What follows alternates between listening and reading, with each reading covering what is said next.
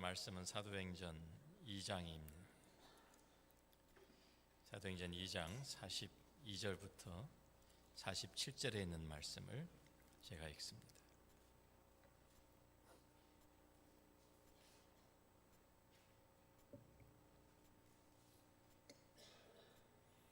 그들이 사도의 가르침을 받아 서로 교제하고 떡을 떼며 오로지 기도하기를 힘쓰니라.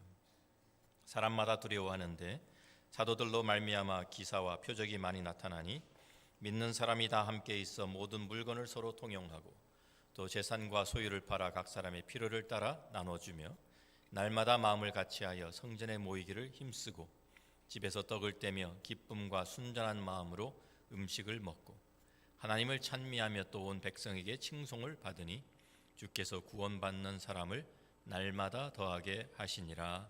아멘. 우리 지난주부터 우리가 우리 교회의 3대 사역에 대해서 함께 나누고 있습니다. 우리 창립 36주년을 저희가 다음 주에 맞이하게 되는데 지난주에 첫 번째인 예배, 하나님을 향한 사역이죠. 그래서 우리가 영과 진리로 예배를 드려야 한다라는 말씀을 나누었고요. 오늘은 우리 성도들을 위한 사역, 우리 양육에 대해서 함께 나누게 됩니다. 초대교회는 폭발적인 영향력을 가졌던 능력이 있었던 그러한 교회였습니다. 사도행전 1장부터 마지막 장인 28장까지는 약 30년간의 기록을 여기에 우리에게 알려주고 있습니다. 예루살렘에서 시작한 교회가 참 또 이 복음 전파가 그 당시 28장에 가서는 세계의 중심부였던 로마까지 침투해 들어가는 그러한 모습을 우리에게 보여줍니다. 그래서 예루살렘에서 교회가 시작되고 복음이 선포되기 시작하면서 점점 이제 온 유대와 사마리아와 땅 끝까지 모든 땅의 중심부인 로마에까지 사도 바울이 복음을 들고 들어가는 그 내용이 기록되어 있는 것입니다. 그 힘들고 어려운 상황 가운데서 300년 만에 로마 제국을 복음으로 정복하는 놀라운 일을 초대교회가 해냅니다. 이 초대교회 구성원들이 세상적으로 대단한 사람들이었기 때문에 이것이 가능했습니까? 그렇지가 않습니다. 그들이 돈이 많았습니까? 아닙니다. 머리가 좋았습니까? 그것도 아닙니다. 권력이 있었습니까? 아닙니다. 조직력이 뛰어났습니까? 그것도 아닙니다. 도리어 그 정반대입니다. 고린도전서 1장을 가서 보면 사도 바울이 고린도 교회에 편지를 쓰면서 거기에 그 교회 고린도 교회 구성원에 대한 그 내용을 우리가 좀 살필 수가 있습니다. 형제들아 너희를 부르심을 보라. 육체를 따라 지혜로운 자가 많지 아니하며 능한 자가 많지 아니하며 문벌 좋은 자가 많지 아니하도다. 그러나 하나님께서 세상에 미련한 것들을 택하사 지혜 있는 자들을 부끄럽게 하려 하시고 세상에 약한 것들을 택하사 강한 것들을 부끄럽게 하려 하시며 하나님께 세상에 천한 것들과 멸시받는 것들과 없는 것들을 택하사 있는 것들을 폐하려 하시나니 이는 아무 육체도 하나님 앞에서 자랑하지 못하게 하려 하심이라 되어 있습니다. 말씀을 보면 하나님께서 계획적으로 하나님의 뜻 가운데서 일부러 세상에 약한 것들, 천한 것들, 멸시받는 것들 이러한 것들을 택하셔서 하나님의 능력을 나타내 보이셨다라고 기록하고 있는 것입니다. 초대교회 구성원들을 보면 이 사람들은 다 멸시받고 천대받던 사람들이 대부분이었습니다. 종살이 하던 사람들이었고요. 배우지 못한 사람들이었습니다. 가난하고 힘도 없는 사람들이었습니다.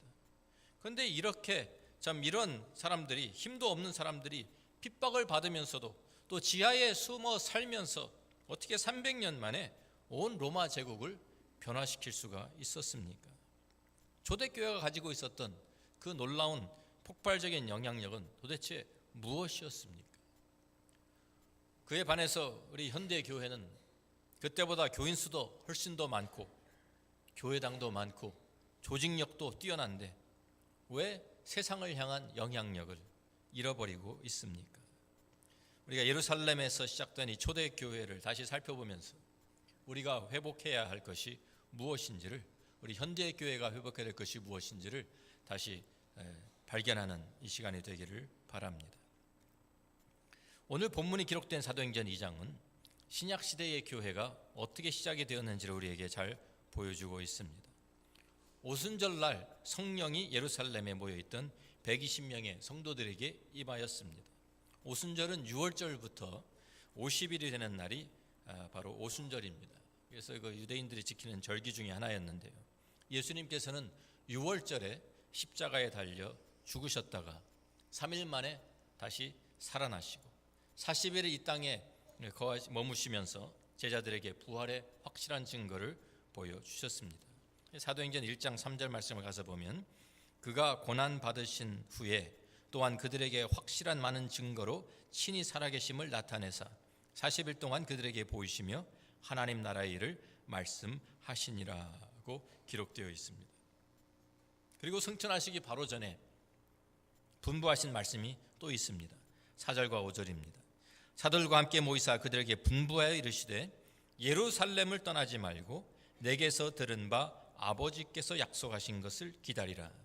요한은 물로 세례를 베풀었으나 너희는 몇 날이 못되어 성령으로 세례를 받으리라 하셨느니라. 그래서 예수님께서 승천하시고 열흘 후인 오순절 날이 이르렀을 때 성령이 강림하셨습니다. 사도행전 2장 1절부터 4절에 있는 말씀이 바로 그 내용이죠. 오순절 날이 이미 이르매 그들이 다 같이 한 곳에 모였더니 호련히 하늘로부터 급하고 강한 바람 같은 소리가 있어 그들이 앉은 온 집에 가득하며 마치 불의 혀처럼 갈라지는 것들이 그들에게 보여 각 사람 위에 하나씩 임하여 있더니 그들이 다 성령의 충만함을 받고 성령이 말하게 하심을 따라 다른 언어들로 말하기를 시작하니라. 그래서 이 120명의 성도들이 다락방에 모여서 열심히 함께 기도하고 있을 때 성령께서 오순절 날 임하셔서 교회가 시작이 된 것을 우리에게 보여줍니다.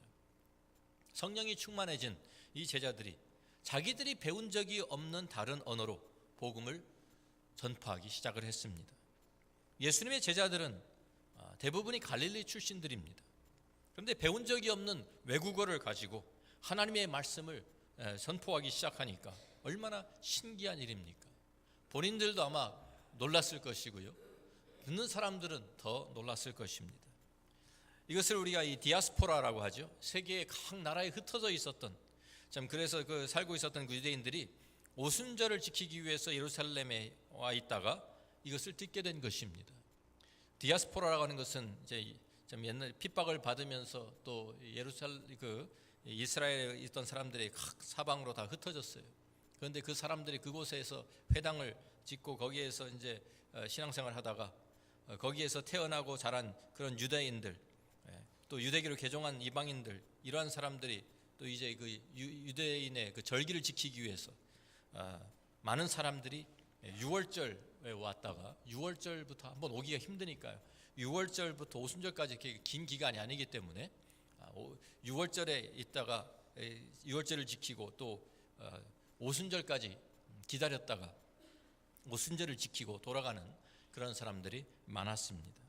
사도행전 2장 7절부터 보면 이 사람들이 각 세계 각곳에서 모여든 사람들이 이제 그 놀라는 장면이 기록되어 있죠.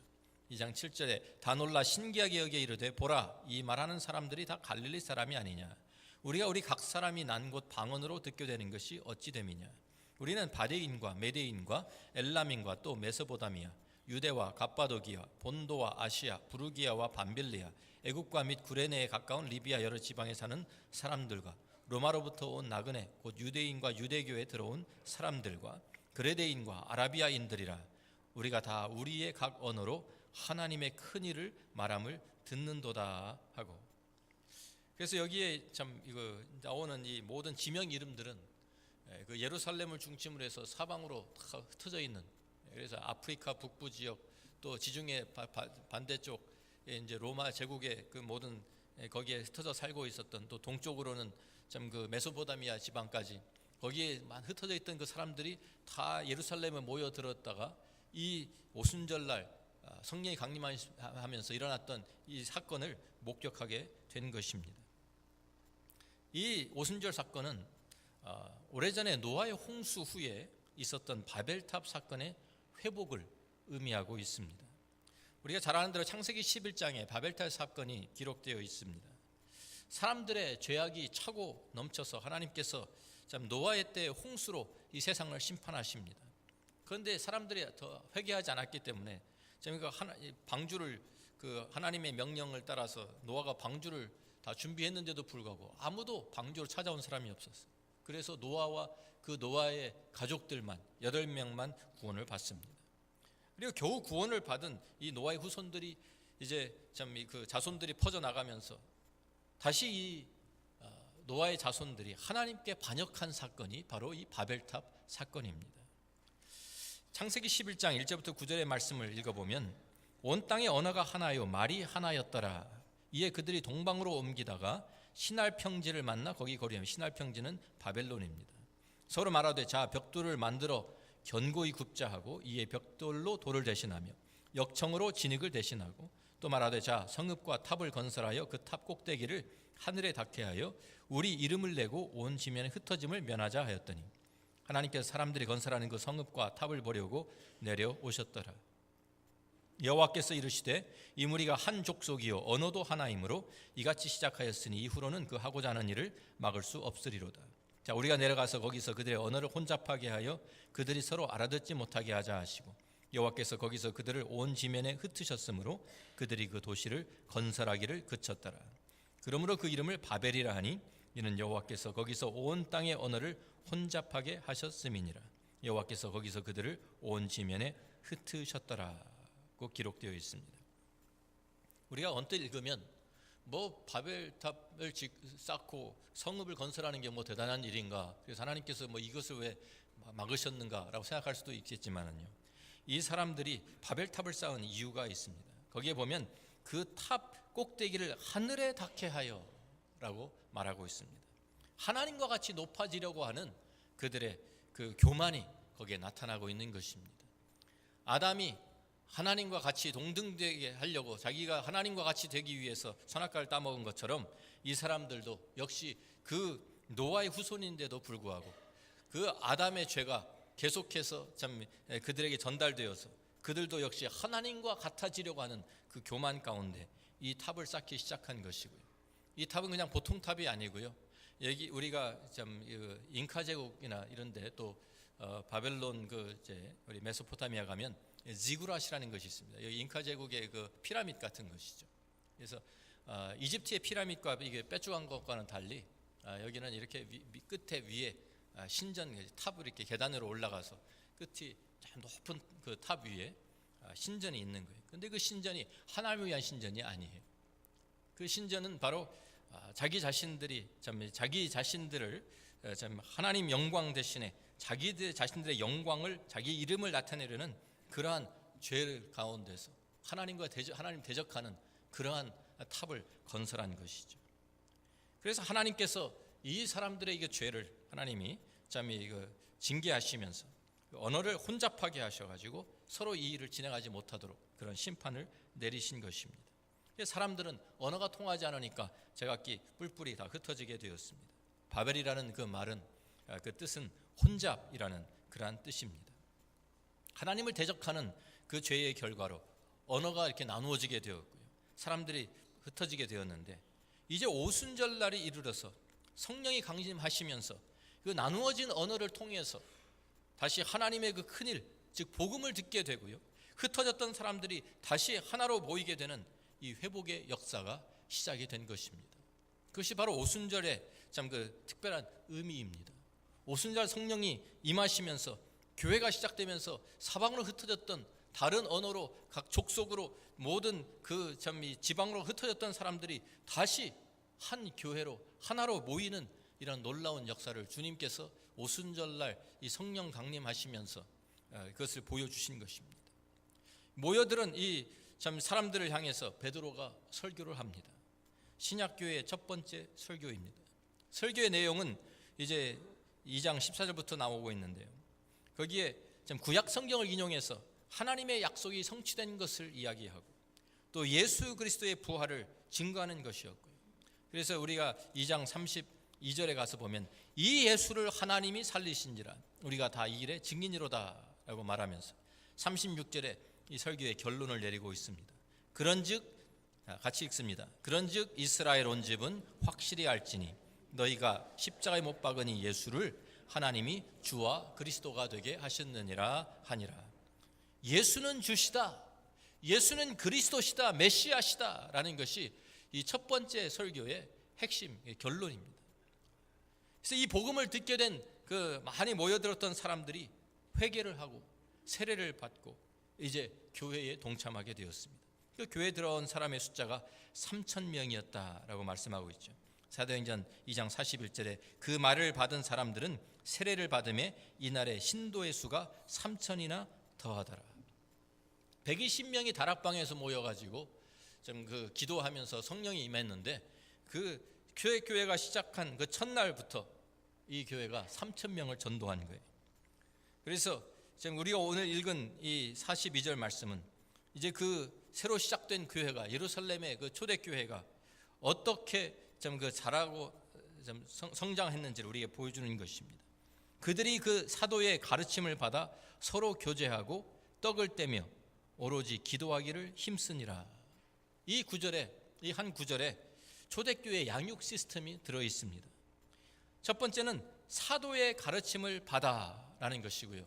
두 번째는 서로 교제하고 떡을 떼며 오로지 기도하기를 힘쓰니라, 이것입니다. 초대교회가 가졌던 폭발적인 영향력이 바로 이 두 가지입니다. 다른 것이 없습니다. 이 두 가지가 그 당시 로마 제국을 정복한 것입니다. 먼저 사도의 가르침입니다. 무엇입니까? 사도가 가르친 것이 복음입니다. 사도들을 통해서 선포된 하나님의 말씀이 교회가 세워지는 교회의 기초가 되었습니다. 사람을 변화시킨다는 것은 다른 것이 되는 것이 아닙니다. 사람을 변화시키는 것은 복음입니다. 세상을 변화시키는 것은 하나님의 말씀인 줄로 믿습니다. 하나님께서 말씀으로 이 세상을 창조하신 것처럼 하나님의 말씀에 능력이 있고 하나님의 말씀에 생명이 있기 때문에 한 사람이 복음을 마음을 열고 복음을 받아들이면 그 마음이 변하게 되고 생각이 변하게 되고 성품이 변하게 되고 삶이 변하게 되어 있는 것입니다. 이사야서 55장 10절과 11절 말씀을 보면 이사야는 이렇게 기록하고 있습니다. 하나님께서 하신 말씀입니다. 이는 비와 눈이 하늘로부터 내려서 그리로 되돌아가지 아니하고 땅을 적셔서 소출이 나게 하며 싹이 나게 하며 파종하는 자에게 종자를 주며 먹는 자에게는 양식을 줌과 같이 내 입에서 나가는 말도 이와 같이 헛되이 내게로 되돌아오지 아니하고 나의 기뻐하는 뜻을 이루며 내가 보낸 일에 형통함이니라. 비와 눈이 내려서 땅을 적셔서 거기에서 영양분이 공급되어 가지고 식물들이 자라는 것처럼 하나님의 말씀이 우리에게 임할 때 그냥 아무것도 열매를 맺지 않고 돌아가는 것이 아니라 우리 안에 변화를 일으키고 역사를 일으킨다는 그런 말씀입니다. 그래서 하나님께서 그 말씀을 통해서 우리의 삶을 새롭게 하시는 것입니다. 로마서 10장 17절 말씀도 이런 말씀이 있습니다. 같이 한번 읽습니다. 그러므로 믿음은 들음에서 나며 들음은 그리스도의 말씀으로 말미암았느니라. 하나님의 말씀이 선포될 때 그 말씀을 듣고 영적으로 죽었던 사람들이 다시 살아나게 되는 것입니다. 말씀을 들을 때 믿음이 없던 자들이 믿음을 가지게 되는 것입니다. 우리가 변화되고 성장하기 위해서는 먼저 하나님의 말씀이 우리에게 있어야 합니다. 하나님의 말씀을 들어야 되고요, 하나님의 말씀을 읽어야 되고요, 하나님의 말씀을 묵상해야 되고요, 하나님의 말씀을 연구해야 되고, 그리고 하나님의 말씀에 순종해야 합니다. 하나님의 말씀에 우리가 그 하나님의 말씀이 우리에게 임하고 그 말씀에 우리가 순종할 때 그 말씀이 우리의 삶을 변화시키게 되는 것입니다. 그 말씀 속에서 우리는 하나님과의 관계가 회복이 되게 되고 우리는 새로운 힘과 능력을 공급받게 되고 그 말씀 가운데서 우리는 소망과 비전을 우리가 품을 수 있게 되는 것입니다. 그런데 그 하나님의 말씀의 핵심이 무엇입니까? 우리가 마태복음 22장의 36절 말씀부터 가보면 한 율법사가 예수님께 나와서 물어봅니다. 시험에서 이제 질문을 하죠. 선생님, 율법 중에서 어느 계명이 크니까? 우리가 몇 주 전에도 나눈 말씀입니다. 예수께서 이르시되 내 마음을 다하고 목숨을 다하고 뜻을 다하여 주 너희 하나님을 사랑하라 하셨으니 이것이 크고 첫째 되는 계명이요 둘째도 그와 같으니 내 이웃을 내 자신같이 사랑하라 하셨으니 이 두 계명이 온 율법과 선지자의 강령이니라 그랬어요. 예수님께서는 구약의 그 모든 기록된 하나님의 말씀을 딱 두 가지로 요약을 해주셨어요. 첫째는 하나님을 사랑하는 것이다. 둘째는 내 이웃을 내 자신같이 사랑하는 것이다 라고 요약을 해주셨어요. 우리가 십자가에서 보는 것처럼 수직적인 라인이 있고 수평적인 라인이 있지 않습니까? 수직적인 라인 하나님의 사랑을 나타내고 있고 수평적인 라인은 우리 서로 간의 이웃 사랑을 나타내고 있는 것이다라고 우리가 설명하기도 합니다. 하나님과의 관계가 회복이 되는 것이고 또 그 안에서 우리 서로와의 관계가 회복이 되는 것입니다. 그리고 이것이 십자가에서 이루어졌습니다. 그런데 예수님께서는 참 그 십자가의 사랑을 우리에게 보여주시면서 우리에게, 교회에게 새로운 계명을 주셨습니다. 우리가 잘 아는 대로 요한복음 13장 34절 35절에 새 계명이, 주님께서 우리에게 새 계명이 기록되어 있습니다. 같이 한번 읽습니다. 새 계명을 너희에게 주노니 서로 사랑하라. 내가 너희를 사랑한 것 같이 너희도 서로 사랑하라. 너희가 서로 사랑하면 이로써 모든 사람이 너희가 내 제자인 줄 알리라. 그렇습니다. 자, 우리가 이 새 계명이라고 주님 말씀하셨을 때, 우리가 성역 공부 때도 나눈 얘기 말씀입니다만, 왜 새 계명입니까? 옛 계명과 똑같은 계명은 아닙니다. 구약의 그 계명은 참 이 두 계명, 참 하나님 사랑, 내 마음을 다하고 목숨을 다하고 뜻을 다하여 주 하나님을 사랑하는 것과 내 이웃을 내 자신같이 사랑하라는 것은 참 이 율법과 선지자의 강령이라 그래서, 강령이라는 말은 이 벽에다가 못을 이렇게 박아놓고 거기다 우리가 못을 걸어놓을 수 있잖아요. 그러니까 그것을 다 이렇게 지탱하고 있는 것처럼, 그 못이 그것을 거기에 걸린 물건을 지탱하고 있는 것처럼, 이 두 계명이 모든 율법과 참 이 선지자, 모든 구약 성경의 전체를 지탱하고 있는 것이다라고 하신 말씀이에요. 핵심이라는 것이죠. 자, 그런데 예수님께서는 제자들에게 새 계명을 주시면서 이것이 새 계명이다 그랬어요. 왜 새 계명입니까? 기준이 달라졌기 때문입니다. 구약 성경의 사랑의 기준은 내 자신입니다. 내 목숨을 다하고 마음을 다하고 뜻을 다해서 내가 최선을 다해서 하나님 사랑하고 내 몸과 같이, 내 자신과 같이 이웃을 사랑하는 것, 그러니까 다 나에게 달려 있어요. 내가 최선을 다하면 되는 거예요. 그런데 거기에는 문제가 있으면 사람마다 다 기준이 달라질 수가 있잖아요. 최선이 또 다 다르게 보일 수가 있습니다. 예수님께서 이 땅에 오시면서, 이 땅에 오셔서 우리에게 그 사랑을, 하나님의 사랑이 어떤 것이 보여주시면서, 십자가에서 그 사랑을 우리에게 쏟아주시면서 이제 다시 새 계명을 주십니다. 이제는 그 기준이 바뀌어야 된다. 너희 최고가 아니라, 너희 최선이 아니라 내가 너희를 사랑한 것 같이 너희도 서로 사랑하라. 일방이 아니라 쌍방이 서로 사랑하라 말씀하셨고요. 그래야 모든 사람이, 세상이 너희가 내 제자인 줄 알리라. 새 계명 하나밖에 안 주셨어요. 주님께서 우리를 사랑하실 것은 이미 주어진 거예요. 기분이에요.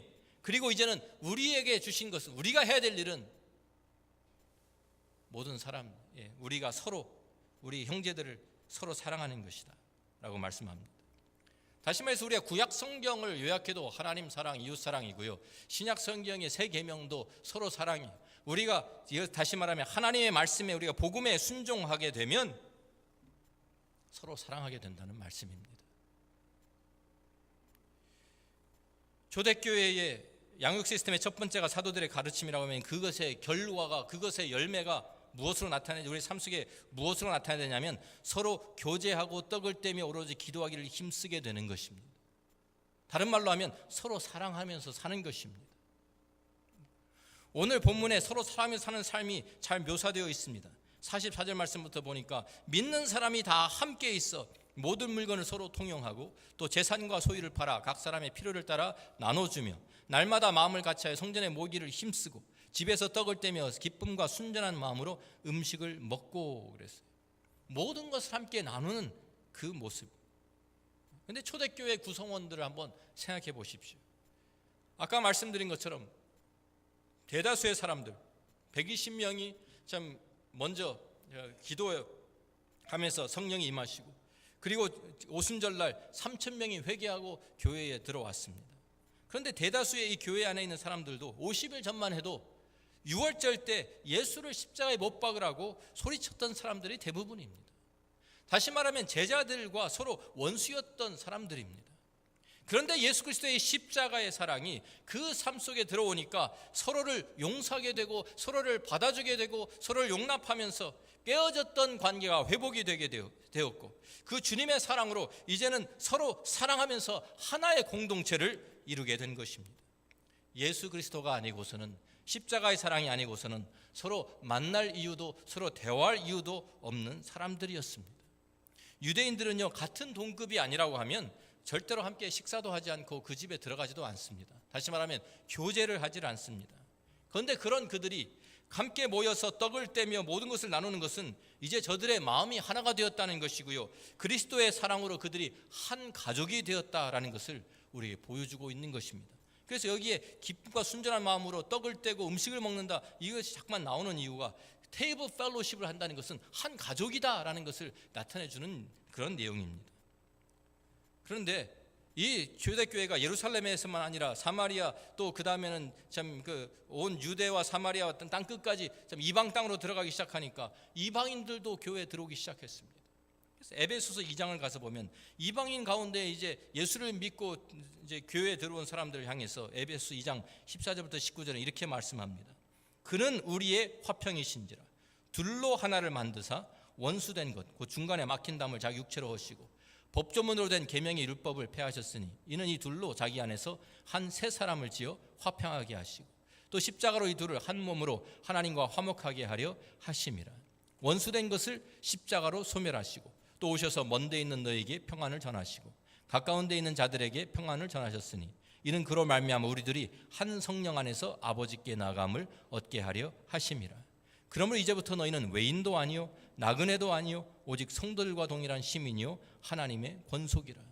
예루살렘에서는 그래도 모든 사람들이 다 유대인이었습니다. 그런데 이제 교회가 점점 퍼져나가면서 이방 땅에까지 교회가 세워지면서 이방인들이 예수를 믿게 되니까 이 교회 안에 이방인들이 들어오기 시작하니까 이 사람들도 한 가족이 되었다는 것입니다. 유대인들과 이방인들, 여러분들 그 사이를 아시지 않습니까? 서로 원수지간입니다. 유대인들은 이방인들을 하나님의 택함을 받지 못한 사람들이라고 멸시했고요, 이방인들도 유대인들을 미워하고 핍박했습니다. 그래서 오래전부터 유대인들을 참 핍박당한 그 역사가 많습니다. 유대인들이 이방인들을 얼마나 싫어했는지 하면 참 하나님께서 도대체 이방인들은 택함을 받지도 못한 사람들을 왜 하나님 만드셨습니까? 라고 랍비한테 물어보니까 랍비가 이렇게 대답했다고 하죠. 지옥의 땔감으로 사용하기 위해서 만드셨다. 그런 그들이 한 가족이 된 거예요. 그리스도 안에서 한 가족이 되었기 때문에 함께 떡을 떼는 것입니다. 가능한 일이 아니에요. 이방인들과 유대인들이 함께 한 식탁에 앉아서 함께 음식을 나눈다. 이건 유대인의 법으로, 율법에 금하고 있는 것이거든요. 그런데 코이노니아라는 이 말, 우리가 헬라어로 코이노니아라는 이 단어는요, 우리가 교제라고 이제 얘기를 하고요, 또 영어로는 펠로우십, 파트너십 이렇게 번역을 합니다. 그런데 그 코이노니아라는 그 단어 자체에 함께 나눈다라는 뜻이 있습니다. 그것이 교제입니다. 그래서 우리가 교회 안에서 성찬을 나누는 것도 원래 이것이 코이노니아예요. 그래서 우리가 한 가족이기 때문에 한 덩어리의 떡과 한 잔의 포도주를 함께 나눈 것이 성찬식이었습니다. 그래서 원래는 우리가 성찬식을 하면은 전에는 이 떡이 한 덩어리, 포도주 한 잔 이렇게 딱 놓고 그 성에 빙 둘러서서 그것을 서로 떼면서 떡을 나누어 주고 그 잔을 마시면서 잔을 계속 돌리면서 함께 나누어 마셨어요. 그런데 요새는 우리가 뭐 위생적이지 않다 그래가지고 비위생적이라고 해가지고 미리 다 떡도 다 쪼개 놓고 나누어 놓고 또 잔도 다 따라 놓고 이렇게 하는 것뿐이지, 원래 그 의미는 한 떡, 우리는 한 떡에 참여하면서 우리는 그리스도 안에서 한 몸이다라는 것을 확인하는 것이고요, 우리가 한 잔을 우리가 돌려 마시면서 포도주 잔을 함께 나누면서 우리가 예수 그리스도의 피를 함께 나눈 형제 자매인 것을 확인하는 예식이 성찬식인 것입니다. 우리가 영적인 가족이라는 말이죠. 우리가 영적인 가족이 되었기 때문에 하나님의 영광을 함께 누리게 되었고 하나님의 말씀을 서로 나누게 되었고 하나님의 사랑을 서로 나누는 그러한 가족이 되었다라는 것입니다. 그래서 우리는 기쁨도 함께 나누고 고통도 함께 나누고 성공과 실패도 함께 나누고 우리의 비전과 목적을 함께 나누는, 우리의 책임과 사명을 함께 나누는 한 가족, 한 공동체가 된 것입니다. 그렇기 때문에 여기 초대교회에 나온 것처럼 물질을 함께 나누는 건 사실 가장 작은 것을 나누는 거예요. 영적으로 이미 하나가 되고 한 가족이 되었기 때문에 물질 나누는 것은, 세상적인 물질을 나누는 것은 아무것도 아니었던 것이에요. 이 사람들에게는 그 안에 우리는 하나다라는, 한 가족이라는 이것이 이미 그들에게 그 마음에 자리 잡혀 있었기 때문입니다. 우리의 캘리포니아 북쪽에 가면 엄청나게 큰 이 레드우드 그 트리들이 있죠. 자이언트 시코야라는 이제 이 나무들인데요.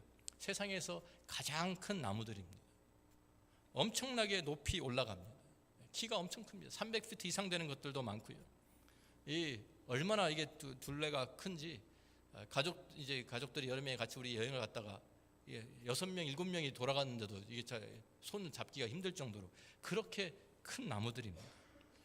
나이도 2,500년 이상 된 나무들이 많아요. 그렇게 우리가 큰 나무 보이지가 끝에 보이지 않을 정도로 올라가니까요. 그런데 이렇게 큰 나무들인데 그러면은 뿌리도 우리 생각에는 아주 깊이 내려갈 것 같지 않습니까? 이렇게 큰 나무를 지탱하고 있으려면 이거 막 300피트 올라가려면 땅으로도 100피트 이상은 내려가야지 이 뿌리가 흔들리지 않고 이 나무가 지탱할 텐데라고 생각하는데요. 예상외로 우리가 생각하는 것과는 반대로 뿌리가 깊지가 않습니다. 깊이 땅속으로 내려가질 않아요, 뿌리가. 그런데 지면에 가까이 있는데 이제 그 대신에 서로 이 나무들의 뿌리가 서로 엮여지고 서로 엉켜져서 같이 공유하고 있다는 것입니다. 그래서 뿌리가 다 한 나무의 뿌리만 있는 것이 아니라 그 나무의 뿌리가 다른 나무의 뿌리가 다 연결되고 서로 이제 이렇게 엮여지고 서로 함께 있어가지고 수분과 영양분을 같이 나눈다는 것입니다. 그래서 그 태평양에서 그 강한 바람이 불어와도요, 그래도 넘어지지 않고 꿋꿋하게 지탱을 할 수 있다는 것이죠. 바로 교회가 이것이 바로 이 공동체라는 것입니다. 교회가 이런 공동체예요. 하나님의 말씀으로 주님의 사랑으로 하나가 된 공동체입니다. 초대교회는 모든 것을 함께 나누는 그런 공동체였어요. 그것을 그 초대교회의 모습을 보면서 로마 제국에 살던 사람들이 자기들이 사는 세상에서는 발견할 수 없었던 것을 발견하게 되었습니다. 세상에 없는 것을 교회 안에서 발견할 수 있어야 합니다. 무엇입니까? 바로 주님의 말씀에 순종해서 서로 사랑하는 것입니다. 세상은 어떻습니까? 서로 물고 뜯고 서로 참 다른 사람을 짓밟고 다른 사람을 파괴시키면서 자기가 잘되고 성공하는 것이 이 세상의 법칙인데, 교회 안에는 정반대인 거예요. 교회 안에는 서로 목숨까지도 내어주는 그런 사랑으로 사랑하면서 사는 모습을 보면서 사람들이 거기에 끌려가지고 힘도 없고 권력도 없고 배운 것도 없는 사람들이지만 그 사랑이 있는 것을 보고 거기에 사람들이 계속 동참하게 된 거예요. 바로 이 사랑으로 초대교회가 로마 제국을 정복한 것입니다. 우리가 잘 아는 요한일서 3장 16절 말씀을 우리가 한번 찾아서 같이 읽어봅니다. 같이 읽습니다. 그가 우리를 위하여 목숨을 버리셨으니 우리가 이로써 사랑을 알고 우리도 형제들을 위하여 목숨을 버리는 것이 마땅하니라. 십자가의 사랑이 무엇입니까? 예수님께서 우리를 위해서 자기 목숨을 버리신 것입니다. 그래서 우리가 그 사랑을 깨닫게 되었어요. 이제 그 사랑을 깨닫게 된 우리들은 새 계명과 같이 이제 내가 너희를 사랑한 것 같이, 그래서 우리도 형제들을 위하여 목숨을 버리는 것이 마땅하니라. 이것이 바로 교회 안에 있어야 하는 것입니다. 세상에는 없는 이 사랑이, 하나님의 사랑이 교회 안에 있어야 합니다. 그래야 교회가 세상을 변화시키지 않겠습니까? 1968년도에 퓨에블로, 제가 우리 성역 공부할 때 우리 나누는 말씀 중에 하나인데요, 퓨에블로호가 납북이 되었습니다. 그래서 미국의 그 군함인데 이 북한에 납포가 되어가지고 거기에 그 군인들이 다 잡혀서 포로가 되어가지고 감옥에 갇혔어요. 감방에 갇혔어요. 근데 거기에서 일어났던 일을 나중에 그 사람들이 이제 좀 풀려나서 전해주는 내용 가운데 이런 내용이 있습니다. 처음에 잡혀가가지고 다 한 감방에 다 들어가서 있는데 아침에 일어나가지고 이제 사람들이 다 이제 점호하기 위해서 다 앉아 있는데 문이 벌컥 열리면서 이 북한 병사들이 좀 개머리판으로 모아가지고 문 바로 옆에 앉은 한 사람을 그냥 몇 사람이 그냥 막 이기고 나가는 거예요. 그러니까 이 사람은 순식간에 피투성이가 되었죠. 피투성이가 되어가지고, 그러니까 그걸 보고 있던 사람들 전부 다 막 깜짝 놀라가지고 아무런 이유도 없고 아무런 말도 없고, 그리고서 그냥 또 하루가 지나가요. 그리고 그 다음 날이 또 되었는데 그 다음 날 아침에 문이 또 열리더니 또 똑같은 사람, 그 자리에 앉은 사람 또 가서 또 막 개머리판으로 치고 가는 거예요. 그러니까 한 이틀 지나니까 이 사람들이 알았어요. 아, 저 자리에 앉아 있으면 맞는 거구나. 그러니까 그 북한 병사들이 미군 병사들을 길을 꺾기 위해서 한 것 같은데요. 그러니까 이 사람들이 의논해가지고 이 친구 또 한 번 내일도 또 맞으면 내일은 죽는다. 그러니까 이 사람을 살려야 되겠다. 우리 동료를 살려야 되겠다. 그래가지고 순번을 정해서 그 자리에 다 돌아가면서 앉기로 했어요. 그래야 그 사람도 살고, 그 사람 죽어버리면 그 다음 사람 죽을 거고 또 죽을 거고 하니까 우리가 다 이것이 우리의 사는 방법이다 해가지고 돌아가면서 그 자리에 앉는 거예요. 그 다음날 문 열어서 뭐 똑같아요. 그 자리에 또 있는 사람이 또 두드려 맞아요. 근데 그 다음날 또 다른 사람이 그 자리에 앉고, 그렇게 해서 그것을 견디고 버텨냈다고 합니다. 자기가 맞을 줄 알면서 그 자리에 앉는 것, 그게 사랑이에요. 그 사람을 위해서 내가 그 자리에 앉아주는 것, 바로 그것이 십자가의 사랑이 아니겠습니까? 내 목숨을, 그가 우리를 위하여 목숨을 버리셨으니 우리가 이로써 사랑을 알고 우리도 형제들을 위하여 목숨을 버리는 것이 마땅하니라. 이 사랑이, 이 그리스도의 사랑이, 이 주님의 사랑으로 우리 서로 사랑하는 것이 교회 안에 회복되면 교회의 영향력과 거룩한 능력이 회복될 것입니다. 이 사랑이 우리 가정 안에 회복되면 우리 가정이 천국으로 변하게 될 것입니다. 이 사랑을 가지고 우리가 세상으로 들어가면 이 세상이 하나님의 나라로 변화될 것입니다. 교회가 갖춰야 될 것이 무엇입니까? 더 많은 재정입니까? 아니면 큰 건물입니까? 사실 그런 것은 우리가 부수적인 것들입니다. 정말 교회가 갖춰야 될 것이 무엇입니까? 교회가 갖춰야 될 것은 바로 이거예요. 우리가 뭐 여러 가지 양육 프로그램을 가지고 있고 무슨 뭐 제자 훈련을 하고 뭐 그 사역 훈련을 하고 하지만은요, 교재들을 만들어내고 하지만 그것을 다 한다고 해도 서로 사랑하는 것이 없으면 무슨 소용이 있습니까? 무슨 능력이 나타나겠습니까? 어떻게 세상을 변화시키겠습니까? 교회가 갖춰야 될 것은 사실 이것입니다. 하나님의 말씀에 순종해서, 새 계명에 순종해서 서로 사랑하는 것, 이것 있으면 교회가 교회다워집니다. 세상이 교회를 바라보게 됩니다. 세상에 없는 것 우리가 가지고 있습니다. 이 그리스도의 사랑 나누는 것이 바로 교회입니다. 그것이 양육입니다. 우리 교회가 이 그리스도의 이 사랑을 가지고 회복되는 초대교회와 같이 그 능력과 그 영향력을 회복하는 그러한 교회가 되기를 주의 이름으로 축원합니다. 기도하겠습니다.